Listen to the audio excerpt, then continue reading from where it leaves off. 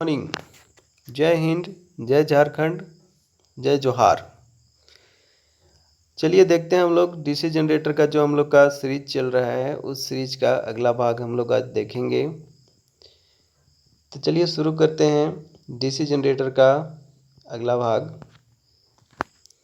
तो इस भाग में हम लोग आज देखेंगे कि EMF equation of DC generator, है ना। EMF equation of DC generator क्या होता है, ये डीसी जनरेटर का क्या हो गया, बहुत इम्पोर्टेंट टॉपिक हो गया। इस टॉपिक से क्या होता है, हमेशा एग्जाम्स में क्वेश्चन वगैरह पूछे जाते हैं। ये बहुत ख़ास टॉपिक है, इस टॉपिक को हमेशा याद रखिएगा क्योंकि एग्जाम्स में ये टॉपिक जो है अधिकतर इससे रिलेटेड अधिकतर बार बार क्वेश्चन पूछे जा रहे हैं। तो चलिए देखते हैं EMF equation of DC generator. DC generator का ईएमएफ इक्वेशन क्या होता है। ईएमएफ इक्वेशन, ईएमएफ कहने का मतलब क्या हो गया, ईएमएफ का फुल फॉर्म क्या होता है। ईएमएफ का फुल फॉर्म क्या होता है, इलेक्ट्रोमोटिव फोर्स, है ना, इलेक्ट्रोमोटिव फोर्स। तो याद रखिएगा ईएमएफ का पूरा नाम क्या हो गया, इलेक्ट्रोमोटिव फोर्स, है ना। हिंदी में इसको कहते हैं विद्युत विभवांतर बल। तो चलिए देखते हैं आज डीसी जनरेटर का विद्युत विभवांतर बल। तो जैसा कि हम लोग जानते हैं, है ना, we know that Faraday electromagnetic induction, है ना, फ्राइडे का जो इलेक्ट्रोमैग्नेटिक इंडक्शन है इस सिद्धांत पे क्या होता है, ईएमएफ उत्पन्न होता है। समझ में आ रहा है। फ्राइडे का जो इलेक्ट्रोमैग्नेटिक इंडक्शन है उस इंडक्शन के सिद्धांत पे क्या होता है, कोई भी जनरेटर है जो ईएमएफ उत्पन्न करता है ना। तो इसके पहले भाग में जो इलेक्ट्रोमैग्नेटिक जो इंडक्शन है उसके बारे में चर्चा कर चुके हैं हम लोग, है ना। तो अगर आप लोग नहीं देखे हैं तो पूरा पहले के वीडियो आप लोग जाके देख सकते हैं, पहले के सीरीज में उसके बारे में ईएमएफ इक्वेशन यानी कि जो इलेक्ट्रोमोटिव फोर्स है उसके बारे में बताया गया है ना। जो फ्राइडे का जो इलेक्ट्रोमैग्नेटिक इंडक्शन है उसके बारे में चर्चा किया गया है कि फ्राइडे का इलेक्ट्रोमैग्नेटिक इंडक्शन क्या होता है। तो फ्राइडे का इलेक्ट्रोमैग्नेटिक इंडक्शन क्या होता है, चलिए थोड़ा सा बता दिया जाता है इसके भी, है ना। जब किसी करंट कैरी कंडक्टर को क्या करते हैं, किसी मैग्नेटिक फील्ड के बीचों बीच रखते हैं, रखने के बाद क्या करते हैं, दोनों में से किसी एक चीज़ को क्या करते हैं हम लोग, चेंज करते हैं। तो एक चीज़ को चेंज करने से क्या होता है, यहाँ पर जैसे चुंबक रखा हुआ है तो चुंबक में क्या होगा, मैग्नेटिक लाइन्स ऑफ फोर्स तैयार होगा। तो ये मैग्नेटिक लाइन्स ऑफ फोर्स को जो बन रहा है उसको क्या करता है, ये कंडक्टर काटता है। तो काटने से कारण क्या होता है, इस कंडक्टर में एक तरह का स्वतः ईएमएफ उत्पन्न हो जाता है। समझ में आ रहा है।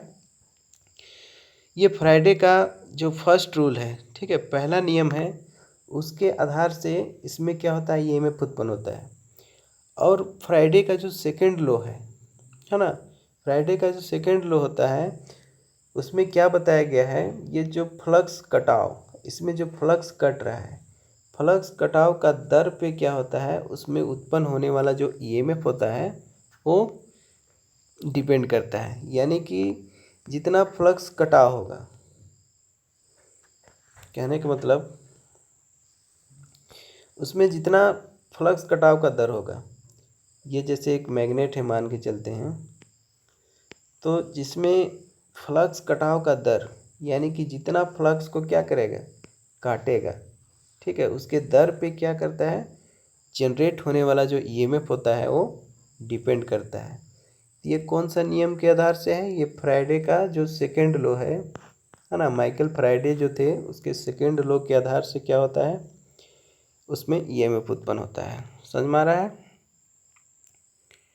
तो जैसा हम लोग जानते हैं, है ना, कि फ्राइडे का जो इलेक्ट्रोमैग्नेटिक इंडक्शन है उस अधिनियम के आधार से क्या होता है, जनरेटर में ईएमएफ उत्पन्न होता है। और जनरेटर में जो ईएमएफ उत्पन्न होता है उसका डायरेक्शन हम लोग किस नियम से देखते हैं, इसका चर्चा मैंने पहले भी कर चुका है वीडियो पर कि फ्राइडे का या फ्राइडे में जो उसके आधार से जो इलेक्ट्रोमैग्नेटिक इंडक्शन के आधार से जो ईएमएफ उत्पन्न हो रहा है उसका डायरेक्शन, उसका दिशा को याद निकालने के लिए कौन सा नियम से हम लोग निकालते हैं, फ्लेमिंग का जो राइट हैंड रूल है, उस फ्लेमिंग के राइट हैंड रूल के नियम के आधार से हम लोग क्या कर सकते हैं, उसमें जो उत्पन्न होने वाला ईएमएफ है उसका डायरेक्शन को निकाल सकते हैं। समझ में आ गया? तो चलिए शुरू करते हैं। माना कि, है ना, मान लेते हैं सपोज दैट, जैसे ई बराबर क्या हो गया, उत्पन्न ईएमएफ, यानी कि ईएमएफ इक्वेशन में हम लोग देख रहे हैं ई क्या हो गया, ई जो है उत्पन्न ईएमएफ मतलब इंड्यूस ईएमएफ। तो ईएमएफ कहाँ उत्पन्न होगा, उसका यूनिट क्या होगा, उसका यूनिट याद रखिएगा वोल्ट होता है। उसके बाद पी क्या हो गया, नंबर ऑफ पोल, है ना। फाई क्या हो गया, फ्लक्स प्रति पोल, जो फ्लक्स प्रति पोल, जो फ्लक्स कटेगा, है ना। जैसे ये मैग्नेट पे है, मैग्नेट का फ्लक्स बन रहा है, तो ये जो फ्लक्स को जो काटने वाला जो कंडक्टर है ना, जो कंडक्टर फ्लक्स को काट रहा है, तो प्रति पोल, है ना, प्रति पोल फ्लक्स, जो फ्लक्स होता है उसका यूनिट क्या होता है, याद रखिएगा वेबर। उसके बाद नेक्स्ट यहाँ पे दिखाया जा रहा है N/60। N/60 का मतलब क्या होता है, आर्मेचर की गति, है ना। आर्मेचर की गति ये क्या होगा, सेकेंड, उसका टाइम, इसका यूनिट क्या में चलता है, सेकेंड में। उसके बाद जेड क्या हो गया, आर्मेचर में कंडक्टर की संख्या, जो आर्मेचर है उसमें कितना कंडक्टर है ना। उसके बाद ए बराबर क्या होगा, आर्मेचर में वाइंडिंग की पथ, मतलब आर्मेचर में कितना वाइंडिंग का पथ है। तो चलिए इस आधार से हम लोग आगे बढ़ते हैं। तो देखिए सबसे पहला पॉइंट, माना कि एक चक्कर में एक कंडक्टर द्वारा, है ना, एक चक्कर में एक कंडक्टर द्वारा परिवर्तित फ्लक्स, है ना, एक चक्कर में एक कंडक्टर द्वारा परिवर्तित फ्लक्स क्या हो जाएगा, एक चक्कर में, है ना। तो याद रखिए एक चक्कर में क्या मिलेगा, प्रति पोल फ्लक्स P∅, है ना। ये क्या फार्मूला मिल गया, P∅। अगर आप लोग को एक चक्कर में एक कंडक्टर द्वारा परिवर्तित फ्लक्स अगर निकालना हो तो क्या करेंगे, P×∅ करेंगे। तो इससे क्या निकल जाएगा, एक चक्कर में कंडक्टर द्वारा परिवर्तित फ्लक्स का संख्या। उसके बाद नेक्स्ट देखते हैं, एक कंडक्टर द्वारा परिवर्तित फ्लक्स, है ना, एक कंडक्टर द्वारा परिवर्तित फ्लक्स प्रति सेकेंड क्या मिलेगा, एक चक्कर में क्या हो गया, P∅ मिला। अब हम लोग क्या कर रहे हैं, परिवर्तित फ्लक्स प्रति सेकेंड, तो एक मिनट में कितना सेकेंड हो जाएगा, 60 सेकेंड, है ना। इसलिए यहाँ पे क्या कर दिए हम लोग, N/60 कर दिए। तो क्या फार्मूला मिला इसके बाद, P∅×N/60 प्राप्त हुआ, है ना। अब आगे देखते हैं, एक कंडक्टर में उत्पन्न ईएमएफ बराबर क्या हो जाएगा, परिवर्तित फ्लक्स प्रति सेकेंड। तो इस आधार से हमारा जो ईएमएफ इक्वेशन है वो क्या प्राप्त होगा, P∅×N/60 वोल्ट, है ना। उसके बाद नेक्स्ट है, आर्मेचर में कुल एक पथ पर कंडक्टर यानी क्या हो जाएगा, इसमें Z/A में उत्पन्न ईएमएफ क्या मिलेगा, P∅N/60 इंटू यहाँ पे और क्या चीज़ ऐड हो जाएगा, G/A वोल्ट, है ना। उसके बाद अगर हम लोग देखे थे कि जो डीसी मोटर होता है, सॉरी डीसी जनरेटर होता है, उसमें दो तरह का वाइंडिंग किया जाता है उसके आर्मेचर पे, एक लेप वाइंडिंग है, दूसरा वेव वाइंडिंग। तो अगर लेप वाइंडिंग में अगर निकालना हो, है ना, या तो वेव वाइंडिंग में निकालना हो, तो हम लोग कैसे निकालेंगे। तो याद रखिएगा वेव वाइंडिंग में याद रखिएगा ए का मान जो रहता है हमेशा 2 होता है। इससे पहले भी हम लोग चर्चा कर चुके हैं कि वेव वाइंडिंग में क्या होता है, ए का मान हमेशा 2 ही होता है। इसलिए ईएमएफ बराबर क्या हो जाएगा, P∅×N/60 इंटू क्या हो जाएगा, Z/2, है ना। Z/ क्या हो जाएगा, 2, यानी कि ए की जगह हम लोग क्या लिखेंगे, 2 लिखेंगे। तो चलिए अगला देखते हैं, वेव वाइंडिंग। लेप वाइंडिंग से तो हम लोग निकाल लिए, अगर लेप वाइंडिंग आ जाए, लेप वाइंडिंग में क्या होता है, ए का जो मान रहता है हमेशा P के बराबर होता है, इसलिए इसमें इसका उत्पन्न होने वाला ईएमएफ क्या हो जाएगा, P5 इंटू N/60 वोल्ट। समझ में आ रहा है। इसलिए इसमें क्या हो जाएगा, ए का जो ईएमएफ का जो वैल्यू रहेगा वो क्या हो जाएगा, P5 इंटू N/60। जैसे कि एक क्वेश्चन है हमारे सामने, एक क्वेश्चन है ना, उस क्वेश्चन को देख लेते हैं।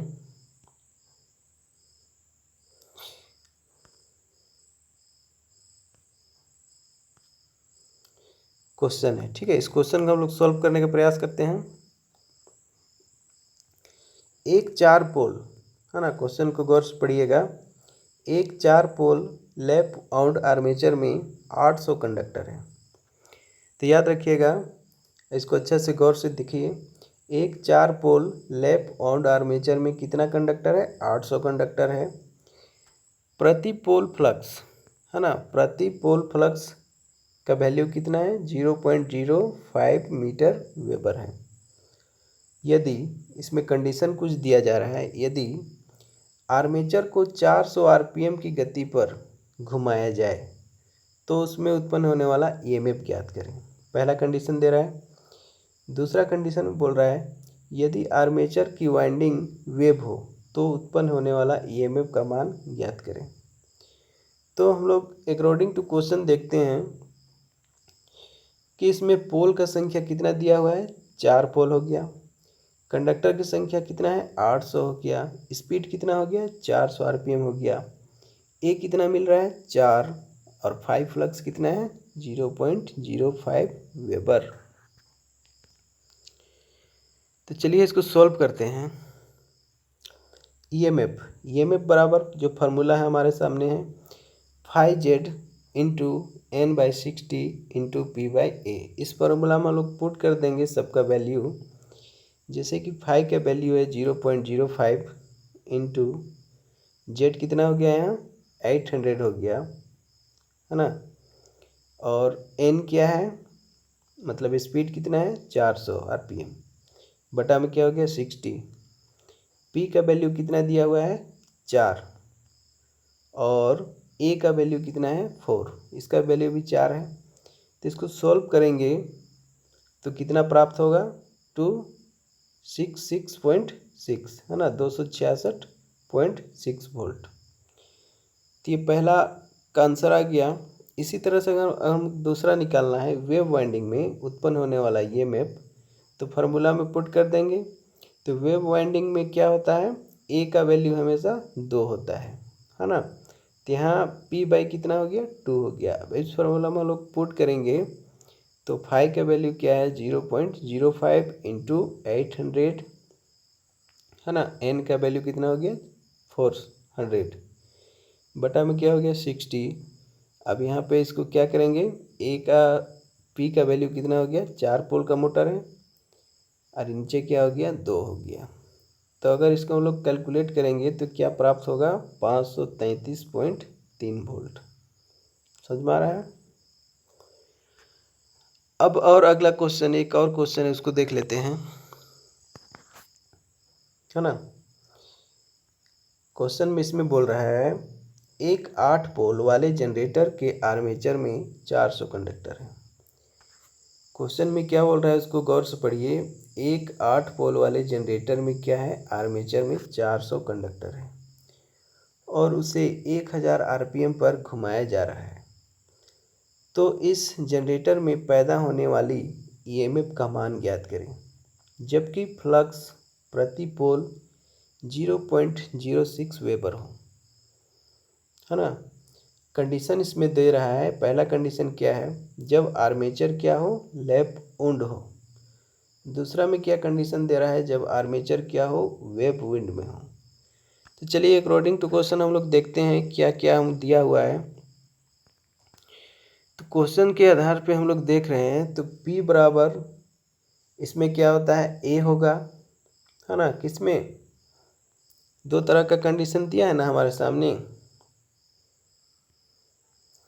पहला कंडीशन में बोल रहा है लैप वाउंड में, मतलब लैप वाइंडिंग में निकालना है, दूसरा में वेव में निकालना है ना। तो याद रखिएगा लैप वाइंडिंग में होता है P बराबर A होता है ना। तो P पोल का संख्या कितना दिया हुआ है, 8 पोल। नंबर ऑफ कंडक्टर कितना है, 800। मोटर का स्पीड कितना है, 1000 RPM। फ्लक्स प्रति पोल वेबर कितना दिया हुआ है, 0.06।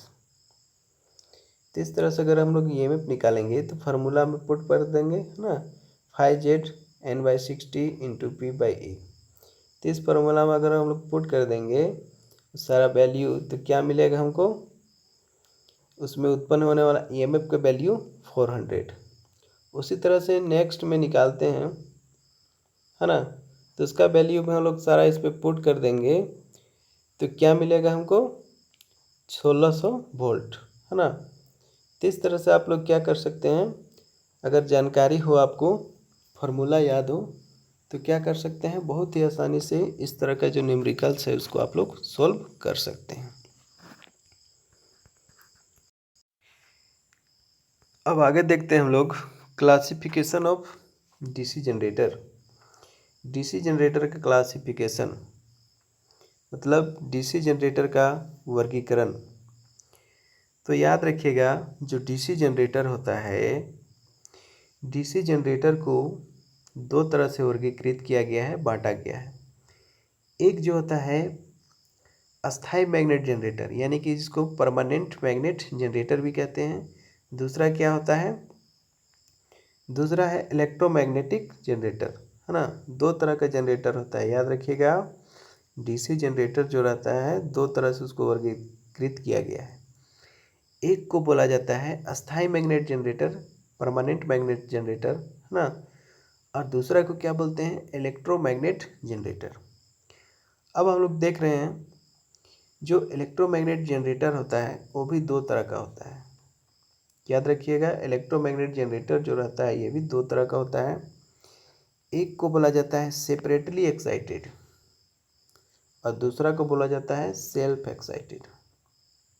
समझ में आ रहा है, दो तरह का जनरेटर होता है, सेपरेटली एक्साइटेड और सेल्फ एक्साइटेड।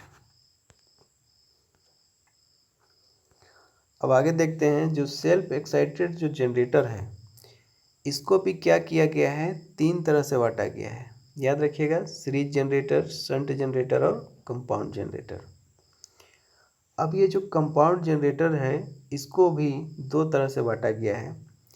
एक को बोला जाता है कम्युलेटिव कंपाउंड जनरेटर और दूसरे को डिफरेंशियल कंपाउंड जनरेटर।